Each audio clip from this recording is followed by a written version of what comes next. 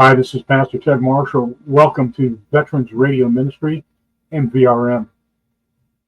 There was a piece that I found that was written by Sean O'Brien and was inspired by Lieutenant Colonel Dave Crossman. Now, you may have heard in the past I talked about sheeps and sheepdogs, and that's a whole thing. You can take a look, go back to our programming, and you'll be able to see a program we did about that. Well, this is kind of an update. Before we do that, I'd like to go to the Bible, and there's a verse I'd like to share with you. And that verse comes from Ephesians 3:16-18. I pray of his glorious riches, God may strengthen you with power through his Spirit in your inner being, as that Christ may dwell in your hearts through faith. And I pray that you, being rooted and established in love, and have power together with all the saints, and grasp how wide and how long and how high and how deep is the love of Christ. And in Micah 3, verse 8, as for me, I'm filled with the power, with the Spirit of the Lord, with justice and might. As I said, one of the things that we looked at and we wanted to update a little bit. Time rolls on, and unfortunately, that's the way it is. I was hearing a friend of mine talk about how cold it was, and we're at a point right here in Florida where we're getting cold weather coming in. But I feel for my brothers that are up north, and my brothers and sisters in the Lord that are experiencing extreme cold. And, you know, as we get older, cold really does affect us. And that's why we have so many people here in the state of Florida that come from up north. But back to what I wanted to relate to, the sheepdog. And as you remember in the program I did before, talking about sheep and sheepdogs, that there is a difference. And you have the sheepdog is the warrior. The sheepdog is the one that's there to protect. The sheepdog is the one that watches over the flock. Just like the shepherd, he watches over the flock. He's assisted by that sheepdog. One thing I like to say is that church that we're attending now, Spark Church, there's a lot of new sheepdogs there, and it's being an old sheepdog and as an older sheepdog, is sometimes it's your role changes. And I think I'll let this is more self-explanatory. Let me go through this and read this to you. A sheepdog never retires. At some point in time, the young sheepdog becomes the old sheepdog. He can't run as fast anymore, if at all. His claws have been worn smooth a little bit. They're not as sharp as they were before. His teeth are also no longer that sharp. His joints ache. He is no longer a slender and muscular as he used to be. His hearing and eyesight are both no longer as acute or as keen as they once were. He has passed on his watch over to the flock, to the younger pups, who he has taught and raised. Occasionally, he passes some of his pups while he wanders among the flock. Those pups remember and present themselves with courtesy and respect. The really young pups that just ignore him, not knowing who he is or recognize the scars from battle he has earned from fighting off the wolf.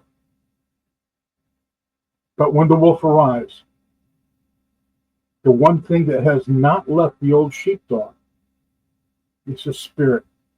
He still yearns for the fight with the wolf. The younger sheepdogs rush to protect the flock, and despite the wear of time and age, the older sheepdog rushes in along with them.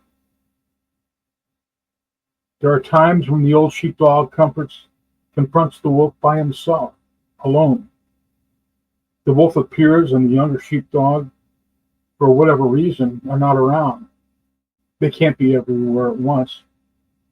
Wolf circles and snarls. He isn't afraid of the old dog, yet it is still within him for the sheepdog to rise up, take a stance, and bare his teeth and growl. He will still take on that wolf, for he still protects the flock, and will always have to the very end of his life if necessary. He does this because it is who he is. It's what he is. He's a sheepdog. The author was Sean O'Brien of that piece, and that was inspired by Lieutenant Colonel Dave Grossman. We see the torch being passed. We see also that at this time in some of our lives, our seasoned citizens, as Rush Limbaugh used to call us, we still have a spirit. We still have that spirit. And a lot of us that are in that situation still move to those sounds of trouble, still moves to the sounds of gunfire, still move to the sound of the cries for help, not away from them, or stand by idly and pull out our phones and take a picture. That's the true sheepdog. In our hearts, we're there to protect our flock. In our hearts, we're there to protect the ones that we love and ones that we don't even know, but we know that they're sheep. We know that they need protecting. As an old sheepdog, one of the best words of advice that I can give to all of those that are out there, we need to take some steps to becoming sheepdogs. We need to look out for each other and not just look. We need to take action. We need to be able to see if somebody's in trouble, that we try to help them. And if we can't help them by themselves, that we take the initiative to get other people also around that situation, to drop their phones and get in there and do the right thing. When I see what has happened in places like New York and other places where something happens, where there's a fight or somebody is getting attacked, when I see the people that stand by, shame on them. When I see people that won't stand and help, or won't stop somebody, or even if somebody's in trouble, like in the subway where the lady was set on fire, not even take their jacket off and try to throw it over or try to help put that fire out. But stand there and watch. And above, I know that people panic. I know that people are frozen sometimes.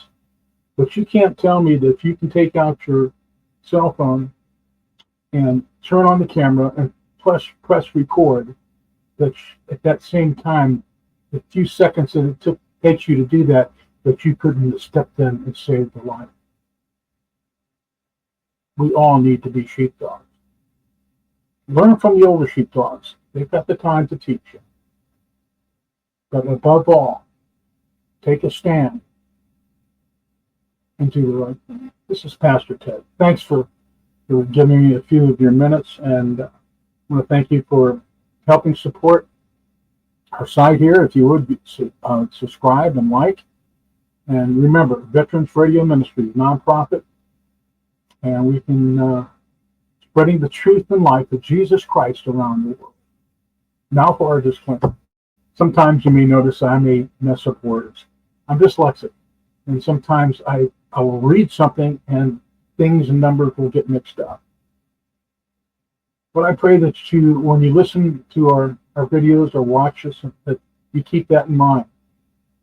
That even that, the Lord works mysterious ways to let somebody like myself be able to speak and talk and be a pastor. We truly serve an awesome Lord. Amen. Thank you. Talk to you soon. God bless. And start watching out for each other and stepping in when needed.